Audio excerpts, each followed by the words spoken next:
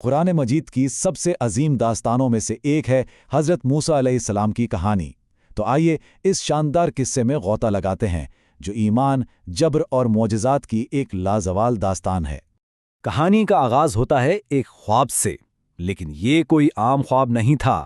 یہ مصر کے بادشاہ فرعون کا دیکھا ہوا ایک خوفناک خواب تھا، اور اس خواب سے جڑی تھی ایک پیشین گوئی، ایک ایسے بچے کی آمد کی خبر جو ایک دن اس کی سلطنت کو للکارے گا۔ تو اس کہانی کا پہلا باب ایک ایسی سلطنت میں کھلتا ہے جو خوف میں ڈوبی ہوئی تھی۔ صرف ایک پیشین گوئی ظلم کی ایک ایسی لہر کو جنم دے گی، لیکن ساتھ ہی ایک ایسی نجات کا راستہ بھی کھولے گی جس کا کسی نے تصور بھی نہیں کیا تھا۔ اب اس پیشین گوئی کو سن کر فرعون نے کیا کیا؟ اس کا رد عمل فوری تھا اور بے حد ظالمانہ۔ اس نے ایک ہولناک حکم جاری کیا، بنی اسرائیل کے ہاں پیدا ہونے والے ہر لڑکے کو قتل کر دیا جائے۔ اس حکم نے شروع سے ہی خوف کی ایک فضا قائم کر دی۔ لیکن ہر اندھیری رات کے بعد صبح ہوتی ہے۔ اسی ظلمت کے بیچ ایک ماں کی محبت اور ایمان نے امید کی کرن جلائی۔ توکل کے ایک ناقابل یقین مظاہرے میں حضرت موسیٰ کی والدہ نے اپنے بیٹے کی تقدیر اللہ کے سپرد کر دی۔ اور قصے کا سب سے دلچسپ یا کہوں عجیب پہلو یہ ہے کہ ٹکراؤ کا بیج خود فرعون کے اپنے محل میں بویا گیا تھا۔ اس کی بیوی آسیہ رحم دلی اور ایمان کا پیکر تھیں، اپنے جابر شوہر سے بالکل مختلف۔ تو یہ آسیہ ہی تھیں جنہوں نے بچے موسیٰ کی جان بچائی۔ اور ستم ظریفی دیکھیں، موسیٰ اسی گھر میں پلے بڑھے جو ان کی تباہی چاہتا تھا۔ یہ اللہ کی منصوبہ بندی کا ایک شاندار نمونہ تھا۔ چلیے اب وقت میں تھوڑا آگے چلتے ہیں، موسیٰ کی نوجوانی کی طرف۔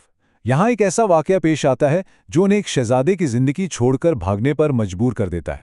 محل میں پلنے بڑھنے والے موسیٰ کا انصاف کا جذبہ انہیں ایک جھگڑے میں مداخلت پر مجبور کرتا ہے، لیکن یہی عمل ان کی زندگی بدل دیتا ہے۔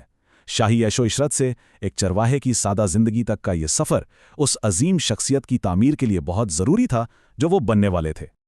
اور پھر 10 سال کے اس جلاوطنی کے بعد کہانی ایک ایسا موڑ لیتی ہے جہاں سے سب کچھ بدلنے والا تھا۔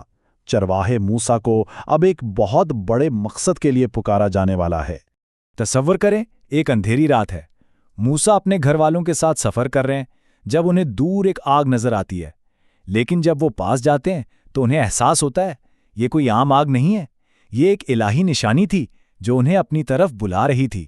اور اس دہکتی ہوئی جھاڑی سے اللہ نے براہ راست موسیٰ سے کلام کیا۔ بس اس ایک لمحے میں ایک سادہ سا چرواہا ایک پیغمبر بن گیا جسے اس کی زندگی کا اصل مقصد اور ایک بہت بڑا کام سونپا گیا۔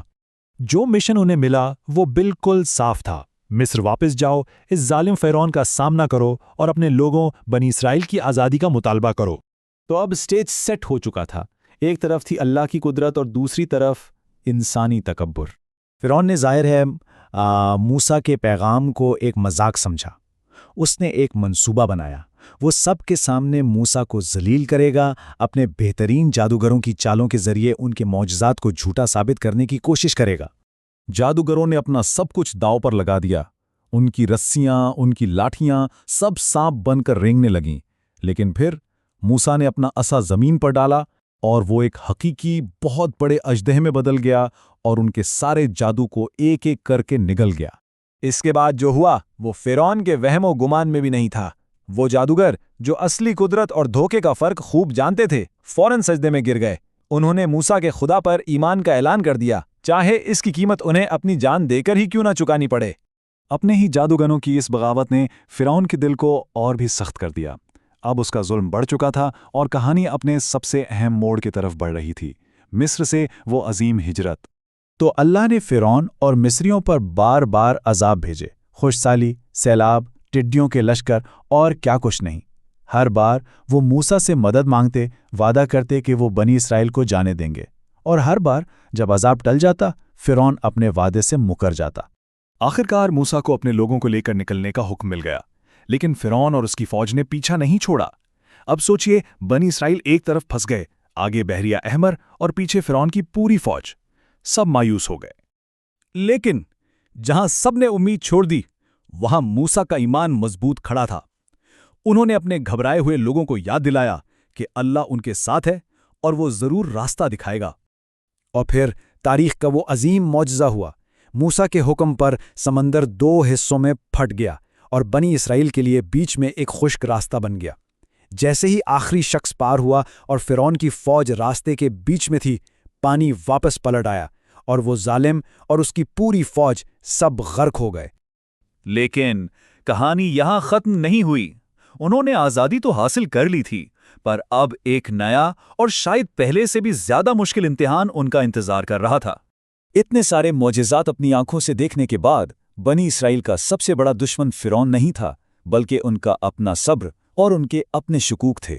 جب موسیٰ اللہ سے احکامات لینے کے لیے گئے تو پیچھے ان کی قوم نے ایک سونے کا بچڑا بنایا اور اس کی پوجا شروع کر دی۔ اور یہ واقعہ ہمیں ایک بہت گہرے سوال پر چھوڑ جاتا ہے۔ موسیٰ کی کہانی یہ سکھاتی ہے کہ ایک باہر کے دشمن کو ہرا دینا ایک بات ہے، لیکن ایک قوم کے اندر سچا ایمان اور صبر پیدا کرنا شاید اصل اور سب سے بڑی جنگ وہی ہے۔